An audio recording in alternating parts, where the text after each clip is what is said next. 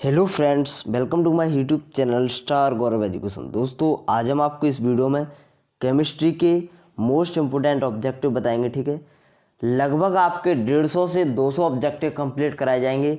ऐसे ही आपकी फिजिक्स की भी सीरीज स्टार्ट कर दी गई है, उसके पार्ट 3 कंप्लीट हो गए हैं। यानी ठीक है, यानी सेट उसके 3 कंप्लीट हो गए हैं। आज केमिस्ट्री का सेट 1 है। ठीक है, इसके बाद सेट 2 आएगा, यानी आपके लगभग 15 से 20 सेट चलेंगे और आपके मतलब इम्पोर्टेंट जितने भी ऑब्जेक्टिव होंगे केमिस्ट्री में, मोस्ट इम्पोर्टेंट ऑब्जेक्टिव वो आपके कंप्लीट करवा दिए जाएंगे। और ये सभी इम्पोर्टेंट ऑब्जेक्टिव 2020 से 21 एग्ज़ाम के लिए भी है। और ऐसा नहीं है कि इनको 2022 वाले स्टूडेंट नहीं देख सकते, यानी जो 2022 में एग्ज़ाम देंगे अगले साल के लिए, तो वो नहीं देख सकते, वो भी देख सकते हैं। क्वेश्चंस वही होते हैं। ऐसा नहीं है कि आप भी, जो हमने आप पहले वाले स्टूडेंटों के लिए बनाई थी 2000 जिन्होंने 20 में एग्ज़ाम दिया है, उनके लिए जो वीडियो बनाई थी उनको भी आप देख सकते हो। ठीक है, उनके लिए भी हमने क्या है ना, उसमें बेसिक से इम्पोर्टेंट जितने भी ऑब्जेक्टिव है वो सभी कराए हैं। अगर आप उनको देखना चाहते हो, यदि आप थोड़ा ज़्यादा क्वेश्चन याद करना चाहते हो ऑब्जेक्टिव के, तो लिंक आपको डिस्क्रिप्शन में मिल जाएगी, वहाँ से आप देख सकते हो उन ऑब्जेक्टिव को और वहाँ से अच्छे से तैयार कर सकते हो। ठीक है, और इसकी पीडीएफ भी आपको मिलेगी, लेकिन पीडीएफ में आपको आंसर नहीं मिलेंगे। यदि पीडीएफ में आपको आंसर दे दिए जाएंगे तो आप वीडियो बिल्कुल भी नहीं देखोगे। ठीक है, इसीलिए पीडीएफ में आपको आंसर नहीं मिलेंगे। पहले आप वीडियो को देखेंगे पूरा, उसके बाद पीडीएफ डाउनलोड करेंगे। डाउनलोड करने के बाद, ठीक है, पीडीएफ अभी नहीं होगी डिस्क्रिप्शन में, पीडीएफ लगभग वीडियो अपलोड होने के 2-3 घंटे बाद पीडीएफ मिलेगी, या फिर 1 दिन बाद। ठीक है, पीडीएफ आपको डिस्क्रिप्शन में ही मिल जाया करेगी। और आप क्या करें कि पहले तो आप पूरी वीडियो को देखें। पूरी वीडियो देखने के बाद पीडीएफ डिस्क्रिप्शन से डाउनलोड करने के बाद आप प्रैक्टिस करें। ठीक है, इसमें कौन सा आंसर सही है, इसमें कौन सा सही है, इस प्रकार से आप प्रैक्टिस करें अच्छे से और मेहनत करें, याद करें क्वेश्चंस को। ऐसा नहीं है कि बहुत से स्टूडेंट ये सोच रहे हैं कि अभी तो 2 महीने रह गए हैं, पढ़ लेंगे पढ़ लेंगे पढ़ लेंगे। किसी ने पढ़ाई स्टार्ट ही नहीं की है। ठीक है, यानी जो स्टूडेंट थोड़ा बहुत पढ़ भी रहे थे उन्होंने भी अब पढ़ाई बंद कर दी है। मतलब थोड़ा बहुत क्या, बिल्कुल भी नहीं पढ़ रहे हैं अब तो स्टूडेंट, क्योंकि पता है वीडियो दिख नहीं रही है। जब पेपर नज़दीक आएंगे तब देखना स्टूडेंट एकदम फिर उनके ऊपर प्रेशर आता है। फिर एकदम वो कहते हैं सर हमको इतने इंपॉर्टेंट क्वेश्चंस दे दो, 10 इंपॉर्टेंट क्वेश्चंस दे दो, 20 दे दो, 30 दे दो, वो ही हम याद करेंगे। तो ऐसा मत करो। ठीक है, आप अभी से 1-1, 2-2 क्वेश्चंस याद करोगे, फिर भी आपके याद हो जाएंगे। ठीक है, आपके पास मार्च है, अप्रैल है, मार्च अप्रैल, यानी आपके पास 60 दिन है। 60 दिन में आप बहुत कुछ कर सकते हो।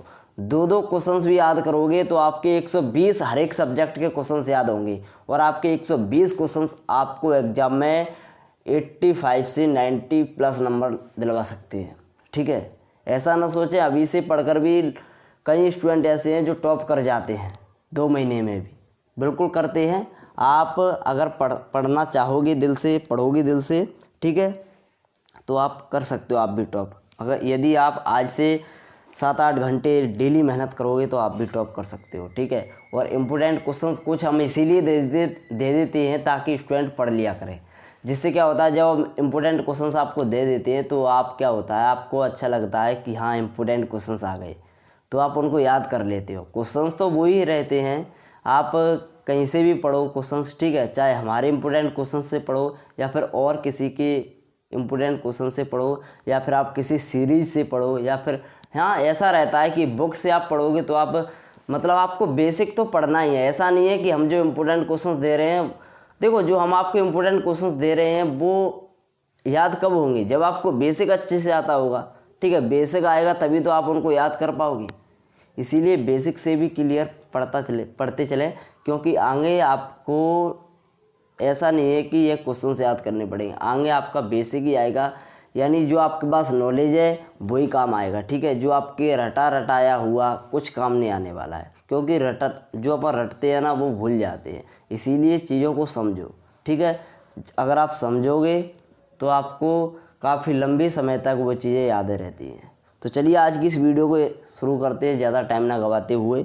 चलिए केमिस्ट्री के कुछ इंपॉर्टेंट ऑब्जेक्टिव देख लेते हैं। देखिए इसमें थोड़ा मतलब कम ही ऑब्जेक्टिव, मतलब ज़्यादा एक्सप्लेन नहीं करेंगे, एक्सप्लेन करते हैं तो क्या होता है, मतलब टाइम ज़्यादा हो जाता है। जैसे हमने कल वाली वीडियो बनाई थी फिजिक्स की, तो वो 24 मिनट की हो गई थी, तो ज़्यादा लंबी वीडियो हो जाती तो स्टूडेंट देखते भी नहीं है वीडियो को, ठीक है। तो इसीलिए ज़्यादा एक्सप्लेन नहीं करेंगे, जितना थोड़ा बहुत एक्सप्लेन कर देंगे लेकिन, ठीक है। चलिए, तो पहला अपना प्रश्न है, ये तो सिर्फ आपके लिए प्रैक्टिस सेट है एक तरीके का, ठीक है। क्या है प्रैक्टिस सेट? 10 से 15, 15 से 20 हम आपको प्रैक्टिस सेट दे देंगे इस प्रकार के, उनको आप तैयार कर लो, ठीक है। इनसे आपके ऑब्जेक्टिव लगभग, यानी 20 नंबर के ऑब्जेक्टिव आते हैं तो 15 प्लस तो ऑब्जेक्टिव आपको मिल ही जाएंगे, ठीक है। ऐसा नहीं है कि इनमें से एक भी नहीं आएगा, तो कहाँ से आएगा, इनमें से नहीं आएगा तो, ठीक है। इसीलिए आप अच्छे से मेहनत करें, इनको याद करें और भी पढ़ें, पढ़ना चाहो तो, ठीक है। जो आप क्वेश्चन से याद करते हो उन्हीं से ऑब्जेक्टिव बन जाते हैं, ठीक है। तो आप पढ़ो, मेहनत करो, ऐसा ना सोचें कि हम पढ़ रहे हैं उनमें से आएगा या नहीं आएगा, सब आएगा, सब वही आता है हर साल, ठीक है। कोई अलग नहीं आता है, बुक से ही आता है सब, ठीक है। यदि आप बुक से पढ़ते हो, अच्छे से मेहनत करते हो, हम भी इम्पोर्टेंट क्वेश्चंस आपको दे रहे हैं, वो भी बुक से दे रहे हैं, ठीक है। इसीलिए मेहनत करो अच्छे से, डरे ना बिल्कुल भी, ठीक है। चलिए, तो इस वीडियो को स्टार्ट कर देते हैं। तो पहला अपना प्रश्न है कि शुष्क बर्फ ठोस CO2 है, यानी शुष्क बर्फ है या फिर ठोस CO2 है, क्या है? आयनिक है, आणविक है, धात्विक है या फिर सहसंयोजक है? तो जो ठोस CO2 है वो आपका आणविक ठोस है, इसका करेक्ट आंसर हो जाएगा आणविक, ठीक है। आणविक क्या होते हैं? देखिए, मैं इस तरीके से अगर आपको एक्सप्लेन करूंगा तो काफ़ी ज़्यादा टाइम लग जाता है, ठीक है। फिर हम गहराई में घुसते चले जाते हैं, फिर एक ही क्वेश्चन में अटक जाएंगे, ठीक है। इसीलिए ज़्यादा एक्सप्लेन ना करते हुए हम आपको सिर्फ इतना बता देते हैं, आणविक क्या होते हैं? वे ठोस जिनके रचक घटक अणु होते हैं आणविक कहलाते हैं, ठीक है। वे ठोस जिनके रचक घटक अणु होते हैं वे आणविक कहलाते हैं। अब देखिए, इनके काफ़ी उदाहरण हैं, जैसे I2 ले लो, आयोडीन ले लो।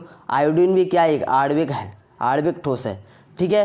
ठोस NH3 ले लो, ठोस NH3 यानी अमोनिया, तो यह भी क्या है? आणविक ठोस है। ये दो उदाहरण आप और याद कर लें क्योंकि ये इंपॉर्टेंट उदाहरण है। चलिए अगला देख लेते हैं, फ्रैंकल दोष का सही उदाहरण है।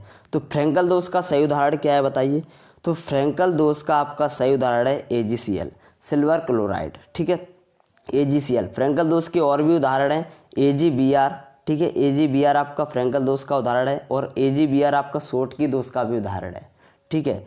और AgI, ठीक है, यह काफ़ी उदाहरण हैं। ZNS, ठीक है। तो आपके काफ़ी उदाहरण हैं, इनको उदाहरण को आप अच्छे से याद कर लें, ये सभी फ्रैंकल दोष के उदाहरण हैं, ठीक है। चलिए अगला देख लेते हैं, यानी इन सभी में फ्रैंकल दोष पाया जाता है। अगला देख लेते हैं, NaCl क्रिस्टल में इकाई कोशिका में उपस्थित Na परमाणुओं की संख्या ... होती है, यानी NaCl क्रिस्टल में इकाई कोशिका में उपस्थित Na परमाणुओं की संख्या कितनी होती है? तो जो Na परमाणुओं की संख्या होती है वो होती है 4, इसका करेक्ट आंसर हो जाएगा। चलिए अगला देख लेते हैं। अगला है अपना कि फेरिक, कोबाल्ट और निकल, ठीक है। FeCO और Ni किस प्रकार के चुंबकीय पदार्थ हैं? तो यह आपके सभी लोह चुंबकीय हैं। कौन से हैं? लोह चुंबकीय पदार्थ हैं। इसके साथ साथ CrO2 भी क्या है? लोह चुंबकीय पदार्थ है, यह भी मोस्ट इम्पोर्टेंट है। देखो उदाहरण है ये, इनके लोह चुंबकीय के उदाहरण है, CrO2, FeCO, Ni, ठीक है। ये लोह चुंबकीय के उदाहरण है, इनको आप अच्छे से याद करके रखें, और यह मोस्ट इम्पोर्टेंट था, ठीक है। इसको आप अच्छे से तैयार कर लेना। अगला है अपना KCl क्रिस्टल में किस प्रकार का बिंदु दोष पाया जाता है? तो अपना KCl यानी पोटेशियम क्लोराइड है, KCl क्रिस्टल में किस प्रकार का बिंदु दोष पाया जाता है? तो KCl क्रिस्टल में आपका शॉर्टकी दोष पाया जाता है। इसका करेक्ट आंसर क्या हो जाएगा? शॉर्टकी दोष हो जाएगा इसका करेक्ट आंसर, ठीक है। चलिए अगला देख लेते हैं। शॉर्टकी दोष के और भी कई उदाहरण हैं, जैसे आप NaCl ले लो, NaCl शॉर्टकी दोष का उदाहरण है। KCl आपने अभी बोला है, देखो इसमें KCl आ गया लिख के, यहाँ पर KCl की जगह NaCl भी आ सकता है। NaCl क्रिस्टल में किस प्रकार का बिंदु दोष पाया जाता है? तो NaCl क्रिस्टल में शॉर्टकी दोष पाया जाता है, ठीक है। और आप CaCl ले लो, सीजियम क्लोराइड ले लो, ठीक है। काफ़ी उदाहरण है, KBr ले लो, KBr। जो मोस्ट इम्पोर्टेंट उदाहरण है वो केवल यह है, इनको आप सभी का स्क्रीनशॉट ले लें। यह किसके उदाहरण है? शॉर्टकी दोष के। किसके? शॉर्टकी दोष के उदाहरण है, ठीक है। शॉर्टकी दोष के उदाहरण है AgBr, NaCl, KCl, CaCl, KBr, ठीक है। चलिए अगला देख लेते हैं। यूनिट सेल के घनत्व का सूत्र होता है, यूनिट सेल के घनत्व का सूत्र होता है Zm/AqN0। इसको आप अच्छे से तैयार कर लें, मोस्ट इंपोर्टेंट है। चलिए अगला प्रश्न है, सिलिकॉन है। सिलिकॉन क्या है? सुचालक है, कुचालक है, अर्धचालक है, अयस्क है? तो सिलिकॉन एक अर्धचालक है, ठीक है। अच्छे से याद करना है, सिलिकॉन और जर्मेनियम, ठीक है। जर्मेनियम भी क्या है, जर्मेनियम क्या है, अर्धचालक है, ठीक है, जर्मेनियम। लेकिन जर्मेनियम क्या है, 0 केल्विन ताप पर जर्मेनियम कुचालक बन जाता है, ध्यान रखें। ये मैं आपको बता भी चुका हूँ इससे पहले वाली वीडियो में। तो इसका जो करेक्ट आंसर हो जाएगा वो हो जाएगा अर्धचालक। सिलिकॉन क्या है, अर्धचालक है, और जर्मेनियम, यहाँ पर सिलिकॉन की जगह अगर जर्मेनियम आ जाता है, जर्मेनियम है, तो जर्मेनियम क्या है, अर्धचालक है। लेकिन 0 केल्विन पर जर्मेनियम क्या है, 0 केल्विन पर जर्मेनियम कुचालक है, और वैसे जर्मेनियम क्या है, अर्धचालक है, और आपका सिलिकॉन भी अर्धचालक है। समझ गए। चलिए अगला देख लेते हैं। क्रिस्टल में विद्युत चालकता उत्पन्न करने हेतु अशुद्धि मिलाने की क्रिया कहलाती है। तो क्रिस्टल में विद्युत चालकता उत्पन्न करने हेतु अशुद्धि मिलाने की क्रिया कहलाती है। बताइए, मोस्ट इंपोर्टेंट है। तो यह डोपिंग कहलाती है, ठीक है। बाई चांस आ जाए, एक शब्द में उत्तर आ जाए कि आपसे प्रश्न पूछ लिया जाए कि डोपिंग क्या है, तो डोपिंग में आपको क्या लिखना है कि किसी क्रिस्टल में विद्युत चालकता उत्पन्न करने हेतु अशुद्धि मिलाने की क्रिया डोपिंग कहलाती है, ठीक है। समझ गए। चलिए अगला देख लेते हैं। लास्ट है अपना कि CHCl यानी सीजियम क्लोराइड में CH आयन की, CH+ आयन की कोऑर्डिनेशन मतलब होता है समन्वय, इंग्लिश में लिखा है, ठीक है। इस प्रकार भी आ सकता है, आपको इसकी इंग्लिश भी पता होनी चाहिए। तो समन्वय संख्या 8 है, तो क्लोरीन रेड आयन की कोऑर्डिनेशन संख्या होगी, यानी समन्वय संख्या होगी। अगर देखो इसमें CGS यानी CHCl में जो समन्वय संख्या होती है, जिसमें CH धनायन की जो समन्वय संख्या 8 होती है, ठीक है, और जो क्लोरीन के रेड आयन होते हैं वो भी समन्वय संख्या 8 होती है, ठीक है। तो इसका जो करेक्ट आंसर हो जाएगा वो हो जाएगा 8, यानी दोनों धनायन की कोऑर्डिनेशन संख्या 8 है, तो रेड आयन की भी कोऑर्डिनेशन संख्या क्लोरीन की 8 ही होती है, ठीक है, सीजियम क्लोराइड में। चलिए अगला देख लेते हैं। यहाँ पर देखिए एक्स्ट्रा क्वेश्चन से कुछ मतलब इस प्रकार से आ सकते हैं सॉरी। चलिए तो हीरा, सबसे पहले अपना हीरा कैसा है, तो हीरा अपना सहसंयोजक उदाहरण, सहसंयोजक ठोस है। कैसा ठोस है, सहसंयोजक। कांच अपना अक्रिस्टलीय है। फ्रैंकल दोष का उदाहरण अभी हमने बताया था AgBr, सिल्वर ब्रोमाइड। और शॉर्ट की दोष का उदाहरण क्या है, NaCl। आयरन क्या है, लोह चुंबकीय है, आयरन क्या है, लोह चुंबकीय है, ठीक है। और स्क्रीनशॉट ले लीजिएगा इतने का पहले। अब अगला देख लेते हैं। अगला है अपना कि धात्विक क्रिस्टल, तो धात्विक क्रिस्टल सोडियम हो जाएगा। धात्विक क्रिस्टल कुछ भी ले सकते हैं, गोल्ड ले सकते हैं ठीक है। अगला है अपना कि कुचालक का ऑप्शन हो जाएगा करेक्ट आंसर। कुचालक में विद्युत धारा प्रवाहित नहीं होती, सभी को पता है, चालक में विद्युत धारा प्रवाहित होती है। तो ये सभी ऑब्जेक्टिव आपको अच्छे से याद रखने हैं, जो सही जोड़ी है उनको भी अच्छे से याद रखना है, मोस्ट इंपोर्टेंट है, ठीक है। सरल है, ज़्यादा कठिन नहीं है, अगर आपने थोड़ा बहुत भी पढ़ा होगा तो आपको पता होगा। चलिए अगला प्रश्न है वो आपके लिए है कि NaCl क्रिस्टल में Na की समन्वय संख्या होती है।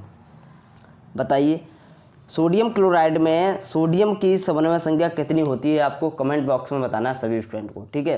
तो जल्दी से आप कमेंट बॉक्स में बताइए और सभी को कमेंट करना है, ठीक है। वीडियो लाइक करनी है और सभी स्टूडेंटों को वीडियो शेयर कर दें, जिससे सभी को पता चल जाए कि जो सीरीज़ है वो केमिस्ट्री फिजिक्स के इंपॉर्टेंट ऑब्जेक्टिव की स्टार्ट हो गई है, ठीक है। इसीलिए आप जल्दी से सभी को वीडियो शेयर कर दें, ठीक है। तो धन्यवाद दोस्तों, take care, bye bye. Video अच्छी लगी हो तो प्लीज़ लाइक ज़रूर करके जाए, और अभी तक चैनल को सब्सक्राइब नहीं किया तो प्लीज़ सब्सक्राइब जरूर कर लें, और बेल आइकन को दबाना ना भूलें। अगर आप बेल आइकन को नहीं प्रेस करोगे तो आपके पास नोटिफिकेशन नहीं आ पाएगी वीडियो की। धन्यवाद दोस्तों, टेक केयर, बाय बाय।